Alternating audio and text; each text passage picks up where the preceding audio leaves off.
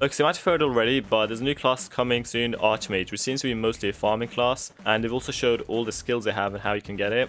First, we're going to just look at the preview, just to see like how good it performs.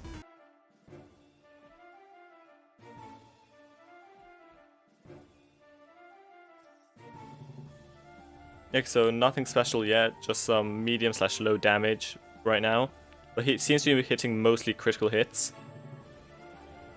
Actually, scratch that, pretty much 100% critical hits.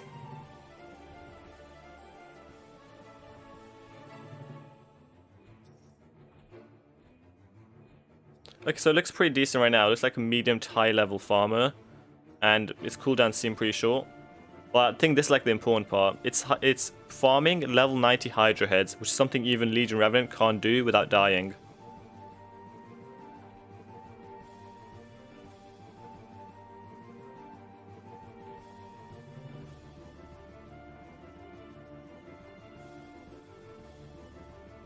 Immolation, so I'm assuming that's just this one skill. 14k crit. Okay, that if this is just one skill alone, we're hitting 14k crit is pretty good. Glacial Impact. And I'm assuming this is the quest you're going to need to complete to get that Temporal Flow or whatever. And again, 40k crit, 26k crit just from this one skill. I'm assuming this is its main nuking skill, but it looks pretty broken.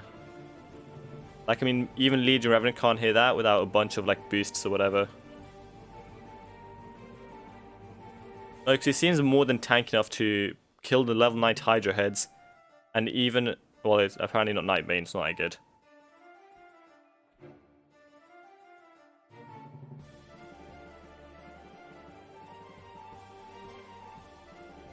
Okay, if it can solo Ultra Warden, it's tanky as hell. It's like, it's probably not as tanky as Void Harlot or Chaos Avenger, but it's far more tanky than Legion Revenant already, and its DPS is insane too.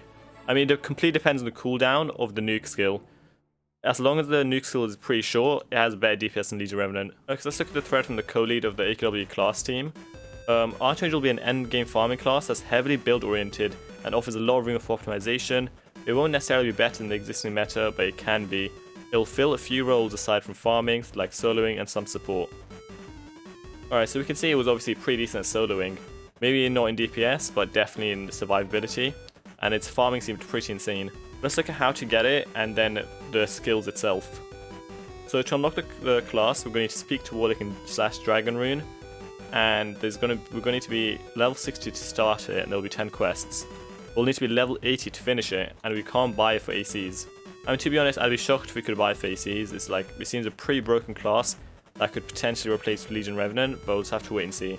And I haven't mentioned it yet, but the skills are cool as hell. Like, sometimes we'll see like skill icons that are reused for different classes, but it's so much better when they have a completely unique skill set like this. I like how it still kind of resembles the original mage class, like the fireball attack, the ice shard, and even this little explosion one. So it definitely had a mage in mind when making this, mage but broken. Alright, so for the auto attack, automatically 3 targets, infinite range, 1.5 seconds cooldown, pretty good.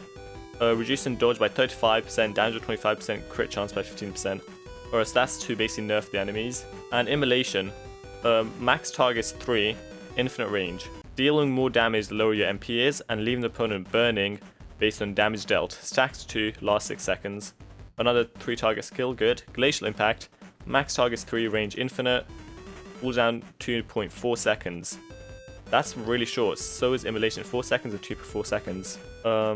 Your foes remain in cryostasis, reducing their hit chance, damage dealt by 30%, and they take 30% increased damage for 6 seconds.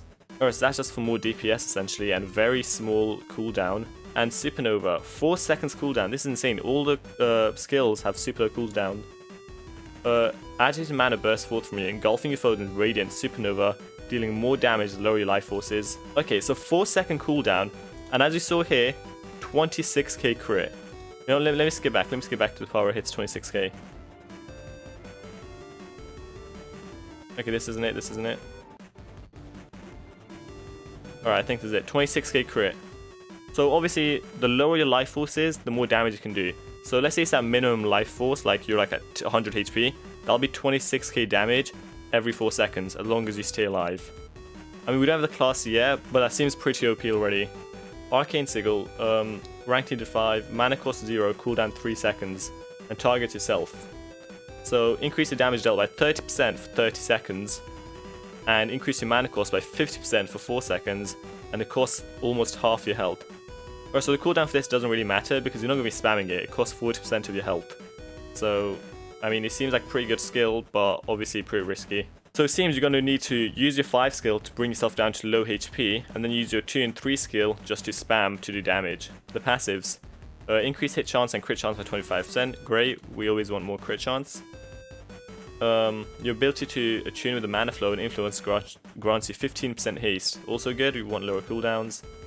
And rank needed 5, another passive. Wait a second, there's a rank 4 passive, rank 4 passive, rank 5 passive. Did they mean to write rank 10 or is it genuinely rank 4 passive? I mean rank 5. Your sigils can use arcane flux to empower you, shifting between 2 forms. At rank 10, 10% intelligence. Alright, so at rank 10 you get 10% intelligence. And casting sigil with arcane flux, shifting to corporeal ascension, giving you 250% endurance, 6% crit chance, and large HOT based on your mana when you cast. Okay, so that seems to be like a lot of factors you gotta think about. This class is probably gonna be kinda hard to use and not so simple as spamming your skills. And of course with any class you can spam skills, but it probably won't be that good. Alright, conclusion. Archmage is a deceptively simple class with a great amount of depth. Being a farming class, it was designed to play smoothly and simple, with very few auras and interactions. Alright, so apparently it's actually much more simple than we think, and it has very few auras, which just seems to be true. Its scaling damage and heals and dual mode gameplay give an incredible amount of customizability and build potential. Being the first new class to release after the blacksmithing updates, we wanted the class to be extremely receptive to enhancement traits and types. Because of that, this class has incredible synergy with different builds and different scenarios. Alright, I like that. They've actually kept in mind the the enhancements at the blacksmithing forge. So pretty much, if you haven't farmed those stuff already, like me, you probably should farm those blacksmithing enhancements ASAP, because it seems those will be pretty influential to your gameplay when using this class. So the core gameplay revolves around your 2 ascension modes: Corporeal Ascension, allowing you to guarantee critical hits, which is what we basically saw there, and be extremely tanky, and you'll have to use your mana much more carefully. Astral Ascension allows you to have constant mana and increases your damage over time, but leaves you way more vulnerable to damage. Alright, so that's pretty good. Essentially you can play like 2 different modes of the class, depending on what you prefer, what's best for the situation. I think this class is coming out on about this Friday. Let me see. I don't think it says when it's going to be out. Yeah, never mind, I have no idea when it's coming out. I mean, at the start of the video it only said coming soon, and soon isn't exactly a date. What do you guys think? Could this replace Alara in farming? I think maybe, but we'll just have to wait and see till the class actually comes out.